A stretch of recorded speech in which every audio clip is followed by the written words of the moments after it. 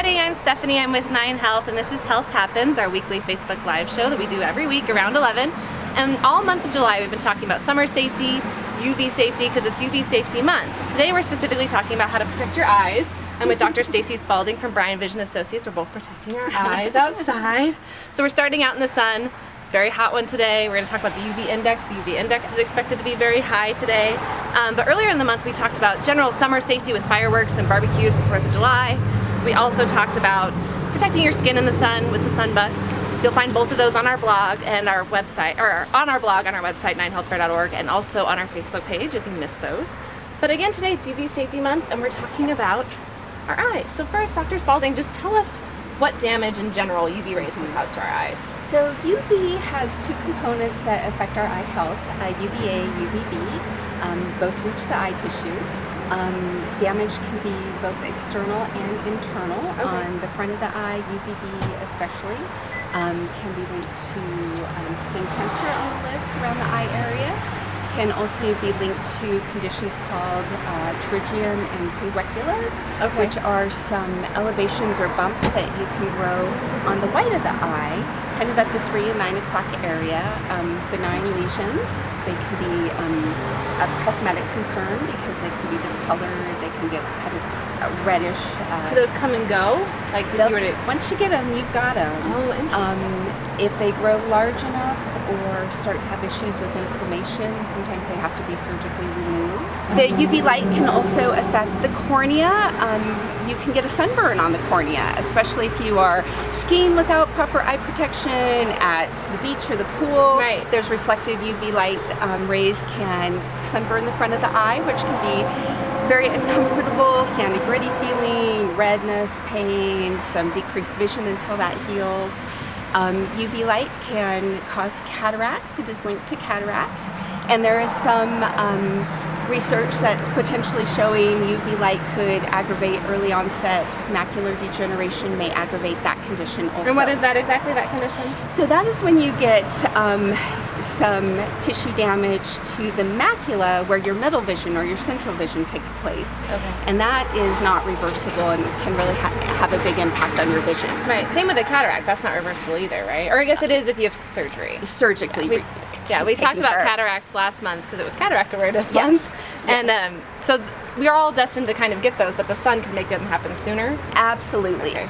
And one thing people think is if you're outside in the middle of the day, that's the most severe condition for the eyes. Sometimes you can get a little bit of shading from your brow when you're outside in the midday. And it's that morning light and that late afternoon light that can really get your eyes with UV exposure. When the sun is a little lower in the sky, you get those horizontal rays. Reflected sunlight is also a big factor for the eyes, again, because it's coming at a low angle, can really get into the eye area. So, and probably extra important when we're driving like all these people on Wadsworth right now to wear eye protection because the sun is coming right into your window. Absolutely.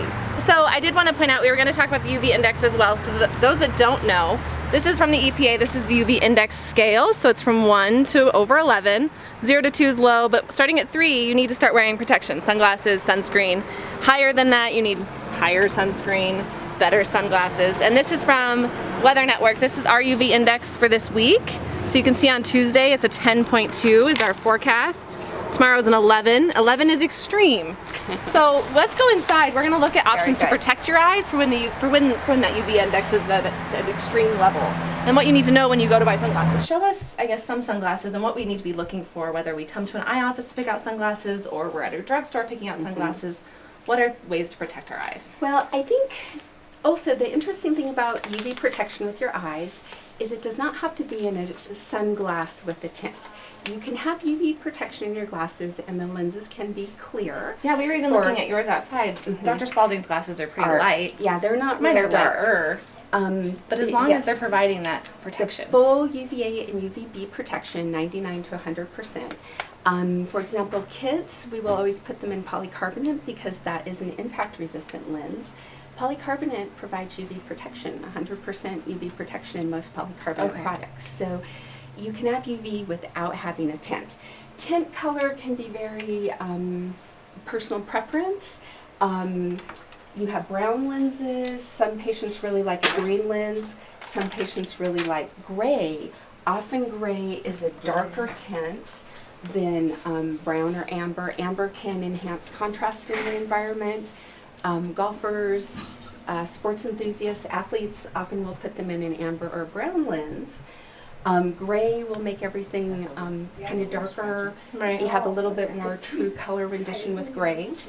You can have a solid lens, like this is just a solid gray, Right. or you can have a gradient where it's darker at the top, lighter at the bottom. And is there any benefit to that other than cosmetic, how it looks? Cosmetic, kind of personal preference. It's Okay. not quite as dark of a lens as if it's solid. Right, okay. Wraparound lenses are great with sports, help keep wind and things out of the eyes. Right. The drawback to a wraparound lens is if you're putting prescription in it, it can be hard to put a high prescription or progressive with the bifocal into a wrapped lens. You may do better with a flatter lens. So that's one thing when you buy prescription lenses, the person helping you can help direct you to an appropriate frame for your prescription. Okay. Generally, we will go with larger lenses. The smaller sunglasses, you don't get quite as much blockage above you and off to the side as you would with a thicker tip. Right. So there's lots of different kinds of sunglasses you can get. Again, the most important thing is that it has that 100% UVA, UVB protection. And when you go to a drugstore or gas station, usually there's those stickers on the sunglasses. Yes, and some of the real inexpensive sunglasses don't get the full range of UVA and B. They'll just get, if you put them in a meter, you'll see there's a certain area that they'll filter and other portions of that light spectrum they don't. Right. So it does need to say 100%, 99 or 100% UVA and B. Depending on the quality of the lenses, sometimes distortion in the lens can be a factor also. So you may be getting full coverage with your UV protection. And not safe to drive in or something. But yeah, but not good quality vision, crisp vision. Right. The other aspect with sunglasses that can impact quality of vision is polarization. Polarization blocks glare off horizontal surfaces. So if you're driving, it will take glare off a wet road. Okay. Or if you like water sports, you like to boat, fish, it'll take glare off the surface of the water. So that can, in some circumstances, make your vision a little clearer. Okay. Maybe not more protection, just... Exactly. It doesn't affect how much UVA or B protection there is, but it can affect clarity of vision. Okay. And I thought this was interesting when I was talking to you before that some people will have more sensitive to light. They're more photosensitive to light. And do they notice that right away? Are those people more, do they tend to gravitate towards wanting to wear sunglasses more? Or do those people need to know, like, oh, you have light eyes, and you need a certain sunglass? And some people are not very light sensitive. They wear sunglasses simply because I tell them they need to. Other people will have, pairs in every car, and they really struggle with light sensitivity. Some components that affect that are pupil size. For example, kids have really large pupils. They get more UV into the light, UV light into their eye. Eye color can be a factor too. Light irises have less melanin. You can get more ambient light into the eye through the iris. Yeah, that's just something I didn't realize. I go outside and I have hazel eyes. They're not that light. I think it's a lighter color. It's not a dark brown. Yeah. But I feel like I need sunglasses all the time, and I just thought that was how everyone would feel in the sun. Yeah, some people really don't feel like they need them. They wear them just more because they're supposed to. Right.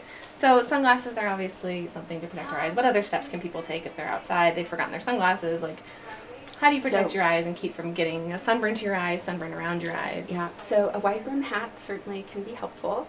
I always recommend sunscreen while it can't be applied right next to the eye, near the eye area where you can get sun across the brow and the outer part of the lid. Can be helpful. When we talk about things like pinguiculus and pterygiums and getting those bumps on the front of the eye, UV is a factor, but so is wind and dryness. So artificial tears can sometimes help with that if you're outside and you don't have sunglasses to help keep the wind out of the eye. Yeah, we talked about those outside. They're like bumps you can get on your eyes, right? Yeah, little discolorated bumps. That are there and forever, right? Unless you get surgery or something to remove those. Yes, unless they're excised. Okay. Yeah, that's very interesting to me. Anything else that you want to add about protecting your eyes in the summer months? It's hot outside, bright sunshine. I think the thing about Colorado is that you really need protection year round. True. Yeah, it's not just summer. Cloudy days, you still get UV through the clouds. Winter days, that sun is low in the sky. You're getting a lot of exposure just through the angle of the sun. It's year round in this climate. Yeah, for sure. We have over 300 days of sunshine. You need your Yes. sunglasses, need your sunscreen. Are there any questions from Facebook that we can answer? Just mentioning the snow blindness that you can get. So the reflection that you can get from the snow as you're driving can also be an issue. Absolutely. So we call that photokeratitis. It's like a sunburn on the front of your eye from UV exposure. If it is mild, we treat that with artificial tears, a non-preserved artificial tear. If somebody's really uncomfortable, having a lot of pain and blurred vision, sometimes we'll prescribe a topical steroid for a day or two. Okay, and for anyone that just joined us, we are talking about UV safety specifically with regards to your eyes. And can you kind of just give a recap review for anyone that just joined us? What are the, I guess, if you don't wear sunglasses in the sun and it's bright outside, UV index is high, what risks are you posing to your eyes? Skin cancer around the eyes, the lids, pingueculas, pterygiums, bumps that can get inflamed on the front of the eye, cataracts, macular degeneration. Kids need UV protection also. They spend a lot of time outside. They've got big pupils. UV protection is needed year-round in this climate. Good trick to keeping sunglasses on a toddler. I think starting young personal is experience. helpful, and you just got to keep at it. Yeah, we have little like grokey type straps to keep them on him, but Because they do. They like to take them right off. Right, But- or my toddler wants to practice putting them on, And and I then they're upside down, and And I think sometimes if they see you, Yeah, like, that's like true. mommy, like daddy. yeah, lead by example. Mhm. All right, well, Exactly. if that's all we have today. If anyone has any questions, you can still post those, and we will get those answered for you. But thank you so much for joining us today. Thank you for coming.